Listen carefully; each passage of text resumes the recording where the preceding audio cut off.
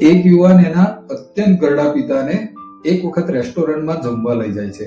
બંને જણા સામસામે બેસીને જમતા હોય છે અને અચાનક એના વૃદ્ધ પિતાથી દાળની વાટકી ઢોળાઈ જાય છે અને તેમનું પેન્ટ અને શર્ટ બંને ખરાબ થઈ જાય છે. પણ પિતા પુત્ર શાંતિથી એમનું જમવાનું પૂરું કરે છે.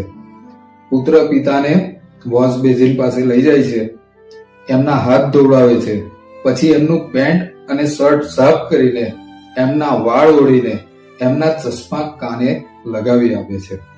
આ બધી ક્રિયા ત્યાં આજુબાજુમાં બેઠેલા બધા ગ્રાહકો હતા એ ડોક તાણીને જોતા હતા. પુત્ર કાઉન્ટર ઉપર બિલ ચૂકતે કરી એના પિતાનો હાથ પકડી જેવો બહાર જવા માટે ડગલું ભરે છે, તરત જ એના પિતા જરા મોટેથી બોલે છે, બેટા તું ભૂલમાં અહીં કશું મૂકીને જાય છે.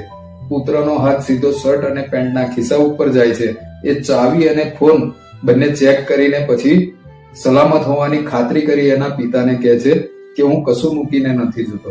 એના ઘરડા પિતા કહે છે કે બેટા તું દરેક યુવાન માટે એક બોધપાઠ મૂકીને જાય છે અને દરેક ઘરડા થનાર પિતા માટે એક આશા મૂકીને જાય છે. જો મારી વાત ગમી હોય તો લાઈક કરજો, કોમેન્ટ કરજો અને શેર પણ.